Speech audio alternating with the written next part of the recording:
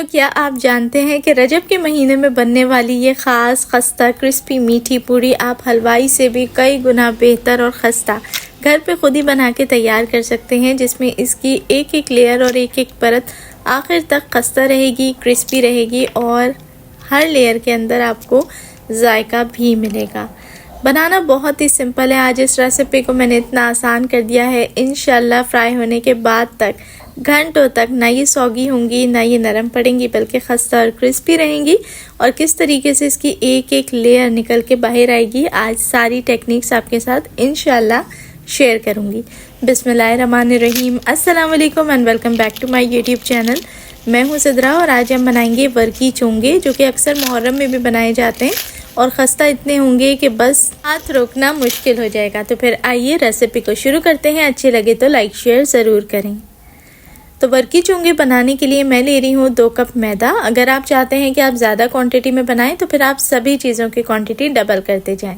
2 cup मैदे के अंदर मैंने शामिल किया है आधा चम्मच के करीब नमक। नमक ऐड करने से जो मीठे का फ्लेवर है वो थोड़ा और खिल के आता है और ज़रा मज़ेदार सा लगता है। अब इसके अंदर मैं शामिल करूँगी घी मैंने इसके अंदर शामिल किया है आधा कप से थोड़ा सा कम। और घी आप देख लें किस स्टेट पे है कि ना ये बिल्कुल पिघला हुआ है और ना ही बहुत सख्त है। जो सेमी सॉलिड स्टेट होती है उसमें आपने घी इसके अंदर शामिल करना है और अब आपने हाथों की मदद से बहुत अच्छे तरीके से मसल के मैदे और घी को अच्छे से मिक्स करना है। इसमें क्या होता है कि जितने अच्छे तरीके से घी के ज़र्रे को आप मैदे के ज़र्रे तक पहुंचाएंगे ना और मिक्स करेंगे, उतनी खस्ता आपकी पूरी बनके तैयार होगी। अक्सर लोग इस स्टेप पे घी की जगह ऑयल का इस्तेमाल भी करते हैं, लेकिन मेरी नज़र में इस रेसिपी में ऑयल का कोई काम नहीं है। अगर तो आप घी इस्तेमाल करते हैं तभी आपकी पूरी खस्ता बनती है और ऑयल से मेरे ख्याल में ये काफ़ी सख्त रह जाती है। तो फिर आखिर तक अगर आप चाहते हैं कि ये खस्ता रहे और एकदम करारी रहे तो फिर आपने घी का इस्तेमाल ही करना है।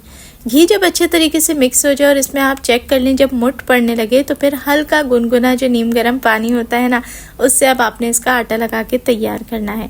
थोड़ा थोड़ा पानी ऐड करें, एकदम सारा पानी आपने ऐड नहीं करना और अच्छे तरीके से हाथों से मसल के जिस तरीके से नॉर्मल चपाती के लिए आटा लगाया जाता है सेम उसी तरीके से आटा गूंद के आपने तैयार करना है। और पानी हल्का नीम गर्म लेने का मकसद यही है कि जो पूरी है ना वो बहुत ही खस्ता बन के तैयार होगी।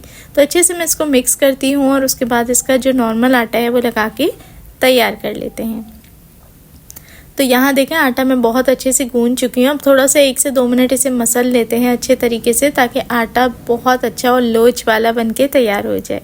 जितना बेहतरीन आटा गूंदा हुआ होता है उतनी खस्ता आपकी पूरियाँ बन के तैयार होंगी। और यहाँ देखें आटा मैं थोड़ा सा गूंद भी लूँगी।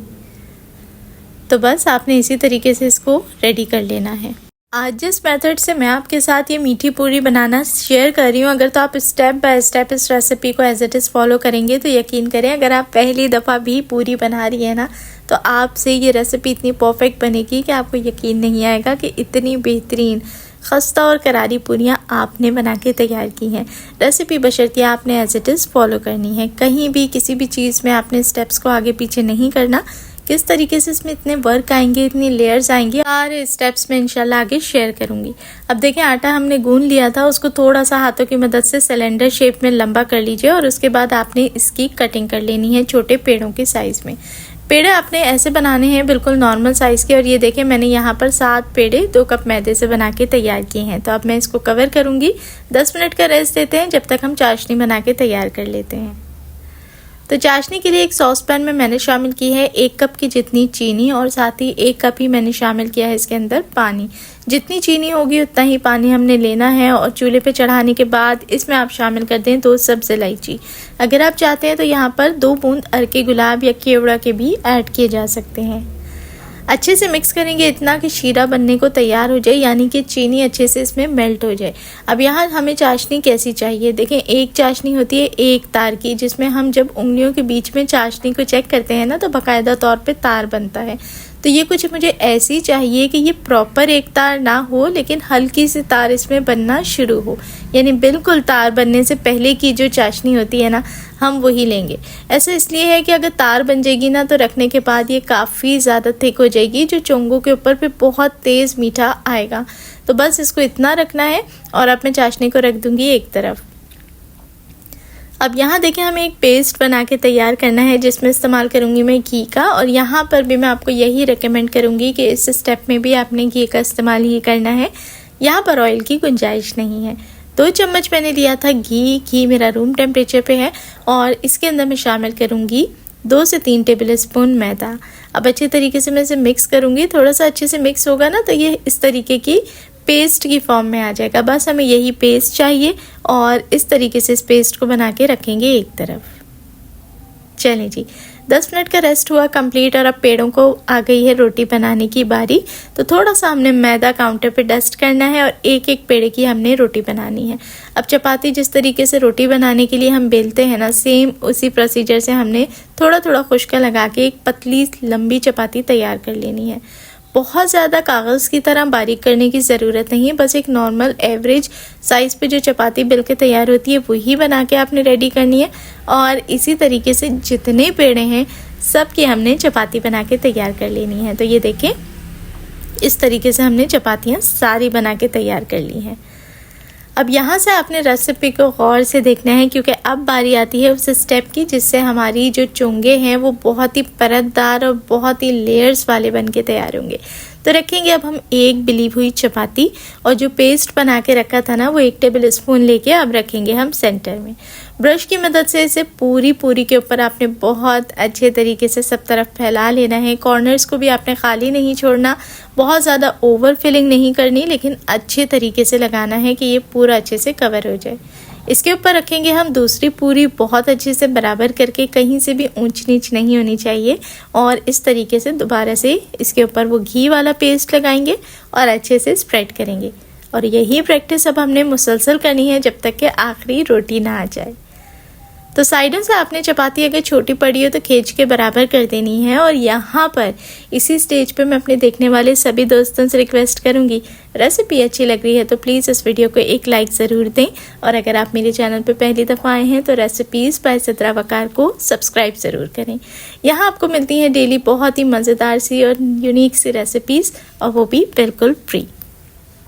तो जज़ाकल्लाह सब्सक्राइब करने के लिए। अब यहाँ देखें, हमने सारी चपाती एक के ऊपर एक रख के तैयार कर लिया। अब आहिस्ता आहिस्ता हाथों की मदद से हमने इसका एक टाइट करते हुए रोल करते जाना है और एक रोल सा बना के तैयार कर लेना है। तो क्या है कि रोल जब बन के तैयार होगा तो बहुत ज़्यादा प्रेशर देके आपने इसको नहीं बेल लेना, हल्के हाथों से। अगर ये बहुत चिपक रहा हो तो इसके ऊपर थोड़ा सा खुश्का लगा लें, और इस तरीके से हमने 1 से 2 बार इसको थोड़ा रोल कर लेना है। तो अब आती है वो टिप जिससे हमारी पूरी बनेगी बहुत ही परतदार। देखिए, हमने बहुत सारी चपाती इसको एक साथ बेला तो अब ये ऑटोमेटिकली लेयर्स वाला हो जाएगा। अब अपनी छुरी की मदद से इसको छोटे छोटे पेड़ों में इस तरीके से कट करना शुरू करना है। इस स्टेज पे अगर आप बड़े चोंगे बनाना चाहते हैं तो आप ज़्यादा बड़ी कटिंग कर सकते हैं, मतलब कि ज़्यादा चौड़ी कटिंग कर लें। छोटे बनाना चाहते हैं तो फिर आप आधे इंच तक की कटिंग कर सकते हैं। मेरे मुताबिक अगर कोई आप दांत वाली छुरी लें, यानी कांटे जिसके ऊपर बने होते हैं, तो उससे कटिंग बहुत ही बेहतरीन हो जाती है और एकदम लेयर्स दबती नहीं है। तो ये कटिंग कुछ टेढ़ी मेढ़ी ही होगी। आपने एक एक पेड़े को उठा के हाथों से इस तरीके से थोड़ा सा गोल कर लेना है, ताकि सारी लेयर्स आप देखें इसके ऊपर विजिबल भी होंगी, और बेलने के बाद भी आपके जो चोंगे हैं वो गोल ही बन के तैयार होंगे। तो यहाँ देखें, स्टेप बाय स्टेप हमने सारे जो पेड़े थे उसको तैयार कर लिया है। अब हम चोंगे फाइनली बनाते हैं, और इसी स्टेज पे आपने एक फ्राई पैन के अंदर तेल भी गर्म होने रख देना है। तो तेल को हमने गर्म करना है बिल्कुल धीमी आंच पे। अब चोंगे को आप हाथों की मदद से ही चाहें तो थोड़ा सा इसी तरीके से फैला लें, और चाहें तो इस तरह बेलन की मदद से थोड़ा सा इसको बेल के फैला सकते हैं। तो जो भी साइज़ आप रखना चाहें वो रख सकते हैं। थिकनेस भी मैंने आपको दिखा दी। तो ये हमारे सारे चोंगे इसी तरीके से तैयार होंगे। अब चलते हैं इसको फ्राई करने की तरफ। इसको हमने बहुत ही धीमी आंच के ऊपर फ्राई करना है। तेल में हम इसको तभी ऐड करेंगे जब तेल हमारा अच्छे से गर्म हो चुका हो, लेकिन धीमी आंच के ऊपर थ्रू आउट हमने इसको फ्राई करना है। तो आप देखेंगे कि जैसे ही ये फ्राई होते जाएंगे इसके लेयर्स आपस में खुद ब खुद खुलती चली जाएंगी, और हर तरफ से जब ये थोड़ा सा नीचे से सिक जाए तभी आपने इसको फ्लिप करना है। धीरे धीरे आप इसको पकाएंगे तो आप देखेंगे कि ये हल्का सा खूबसूरत सा ब्राउन सा कलर लेता चला जाएगा। जैसे ही ये सुनहरा गोल्डन ब्राउन कलर ले ले, और आप देखेंगे कि हर तरफ से लगेगा बहुत अच्छे तरीके से सिक चुका है, तो आपने इसको अच्छे से तेल से सेपरेट कर लेना है। इसी स्टेज पे आप चाहें तो इसे किसी कागज़ या अखबार के ऊपर निकाल सकते हैं, ताकि एक्स्ट्रा ऑयल उसके ऊपर ड्रेन हो जाए। तो ये देखिए हमारे ज़बरदस्त से बहुत ही मज़ेदार खस्ता क्रिस्पी और परत वाले चोंगे बनके तैयार हो चुके हैं, लेकिन अभी इसको शीरे में डिप करना बाकी है।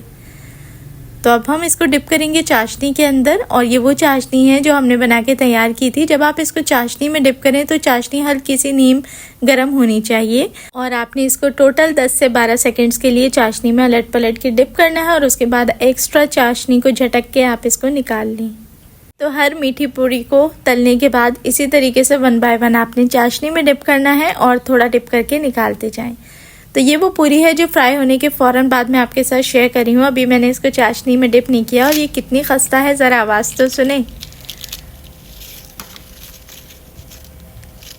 तो ये देखें माशाल्लाह से ज़बरदस्त खस्ता पूरी जो कि बहुत ही क्रिस्पी और मज़ेदार है, बन के तैयार हो चुकी है। तो अब इसके ऊपर मैं डेकोरेशन के लिए डस्ट करूँगी हल्की सी खसखस, और खसखस के साथ ही बादाम, पिस्ते, नारियल और मुख्तलिफ़ चीज़ों के साथ भी आप इसको डेकोरेट कर सकते हैं। तो देखा आपने कि ये मज़ेदार सी परत वाली मीठी पूरी बनाना किस कदर आसान है। बस आपने कुछ चीज़ों का ख्याल रखना है, स्टेप्स को एज इट इज़ फॉलो करना है, और ये मज़ेदार सी खस्ता हलवाई से कई गुना बेहतर पूरी आप ख़ुद घर में बना के तैयार कर सकते हैं। रेसिपी कैसी लगी एक प्यारा सा कमेंट करके मुझे ज़रूर बताएं। अच्छी लगी तो लाइक और शेयर आपने लाजमी करना है, और मुझे दुआओं में याद रखें। अपना रखिए ढेरों ख्याल। देखने वाले सभी लोगों का बेहद शुक्रिया।